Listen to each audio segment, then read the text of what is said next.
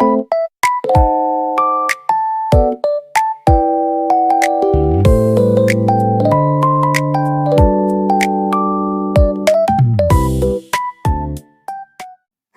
pagi dan berjumpa kembali dengan saya, Syifa Putri Salsabila selaku moderator pada talk show hari ini.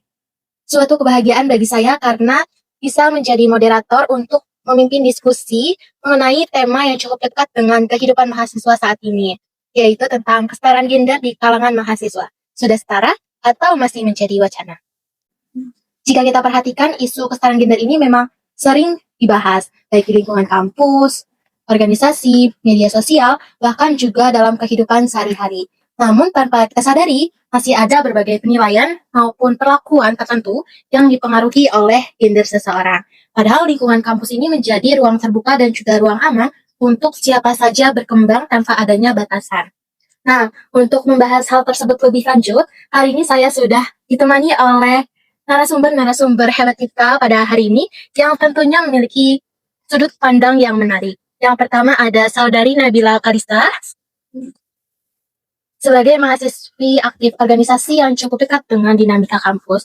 Kemudian ada Saudari Raisa Anggraini ya sebagai mahasiswi dari perspektif pendidikan. Dan kemudian yang terakhir ada Saudari Sabila Adriani. Ya, selamat pagi. Saudari Sabila ini yang akan melihat isu dari sudut pandang sosial dan juga budaya. Baik semuanya, apa kabar hari ini? Halo, baik. Iya, Apa kabar? alhamdulillah saya juga baik-baik aja. Saya senang sekali mendengarnya jika semuanya dalam keadaan baik-baik saja. Termasuk tentunya pemirsa juga saya harap dalam keadaan baik-baik saja. Semoga juga diskusi kita hari ini dapat berjalan lancar dan tentunya mendapat sudut pandang terbaru tentang isu ini. Baik, sebelum kita masuk ke dalam pembahasan lebih jauh, saya ingin memulai dari hal yang paling mendasar. Karena sampai sekarang ini masih ada beberapa masyarakat yang menganggap bahwa kesetaraan gender berarti perempuan ingin menyamai atau lebih unggul daripada laki-laki. Padahal sebenarnya bukan itu inti dari kesetaraan gender sendiri.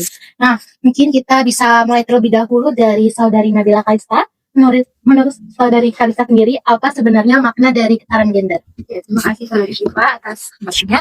Kalau menurut saya sendiri, kesetaraan gender itu adalah kondisi di mana kita tuh sebenarnya punya hak, punya ruang, dan punya kesempatan untuk berkembang tanpa dibatasi oleh yang namanya gender. Nah, terus juga kan kalau misalnya kita lihat fakta lapangan ya teman-teman, tadi kan seperti yang sudah Kak Syifa singgung juga bahwasanya masyarakat itu masih memberikan label tertentu terhadap laki-laki atau perempuan. Misalnya tuh laki-laki dianggap lebih kompeten lah untuk menjadi seorang pemimpin, sedangkan perempuan tuh dianggap kurang kalau misalnya jadi pemimpin karena masih terlalu emosional. Nah, padahal kemampuan seseorang itu tuh tidak bisa ditentukan hanya dari gendernya saja seperti itu. Wah, kita baru mulai tapi dari pembahasan Saudari Kalista terlebih dahulu sudah sangat menarik ya. Berarti inti dari kesetaraan gender ini sebenarnya bukan tentang persaingan antara laki-laki dan juga perempuan, tetapi tentang bagaimana setiap individu mendapatkan kesempatan dan perlakuan yang adil. Dan kalau misalnya kita pikir-pikir nih, memang tanpa sadar masyarakat memang memiliki standar tertentu bagaimana laki-laki ataupun perempuan untuk bersikap seharusnya. Nah, kemudian saya penasaran dengan sudut pandang Raisa sendiri. Apakah mahasiswa saat ini sudah benar-benar memahami konsep kesetaraan gender dengan baik? Oke, izin jawab ya Kak Syifa.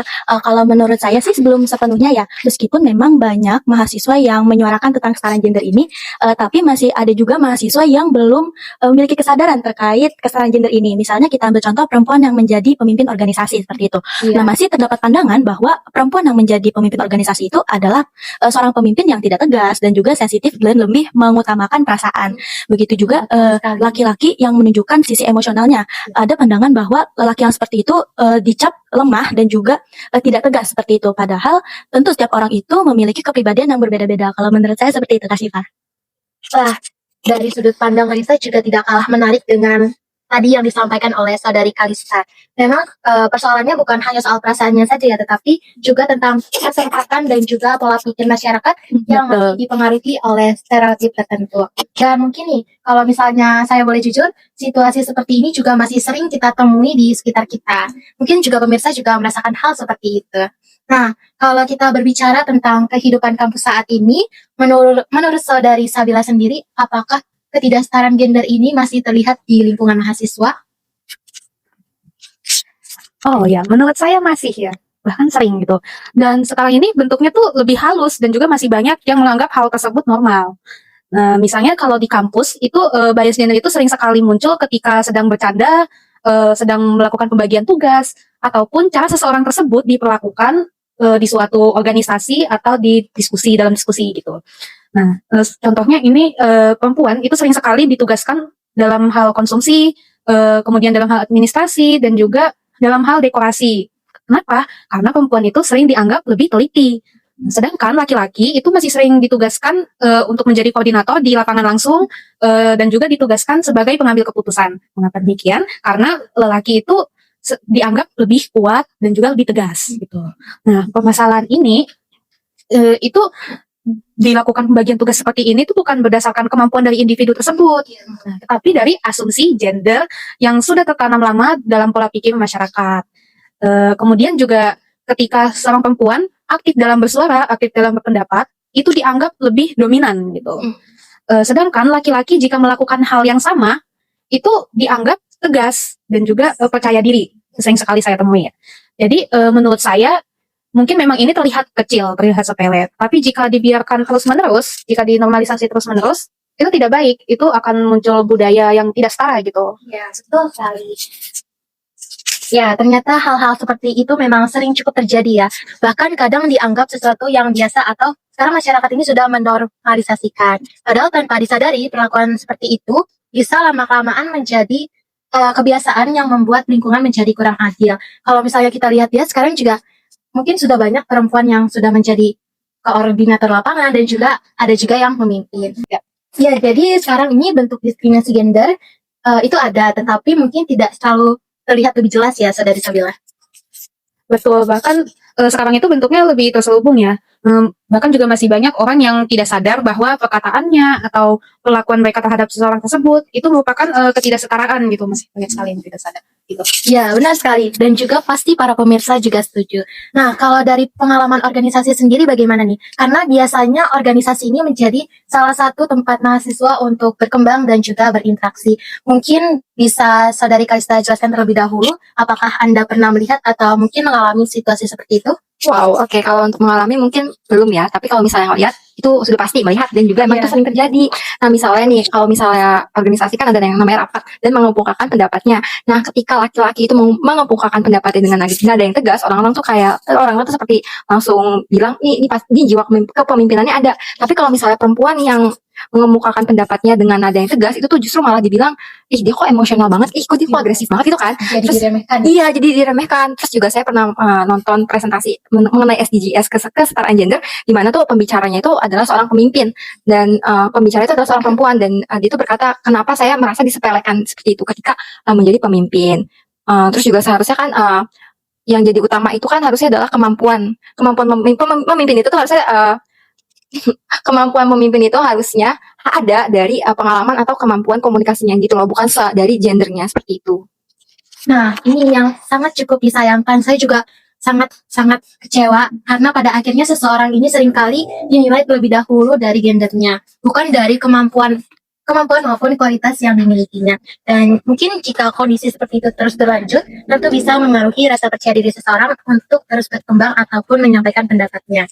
Nah, kemudian kalau kita lihat dari kondisi tadi yang sudah dijelaskan oleh Saudari Kalista, Saudari Sabila, dan juga Saudari Raisa, tentu ada dampak yang muncul baik bagi individu maupun lingkungan sosial secara keseluruhan. Nah, menurut kalian apa dampak terbesar dari ketidaksetaraan gender terhadap mahasiswa maupun lingkungan sekitar? Mungkin bisa terlebih dahulu Saudari Raisa untuk menjelaskan. Oke, terima kasih Kak Cika. Kalau menurut saya dampaknya tuh besar ya, dan ini juga nantinya dampaknya itu akan berkenaan pada mental dan juga tingkat kepercayaan diri dari seseorang seperti itu.